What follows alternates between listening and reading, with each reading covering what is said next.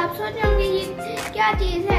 ये एक पुराने ज़माने का टॉय है जिससे हमारे बड़े खेलते होते थे।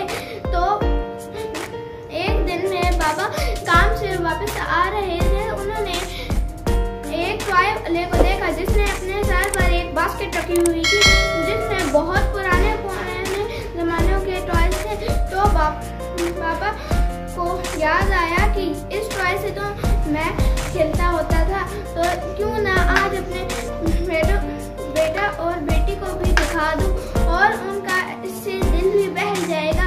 तो पापा ये सोचकर मेरे लिए ये खिलौना ले आए। इस खिलौने की कीमत 30 या 40 रुपीस है। तो चलो अब इसे टेस्ट करते हैं। फ्रेंड्स, आपने इसके साथ एक ये वाला धागा बांधना है जिससे ये फिर चल पाएगा, वरना ये नहीं चल पाएगा सही तरह से। तो चलो अब इस धागे को खोलते हैं।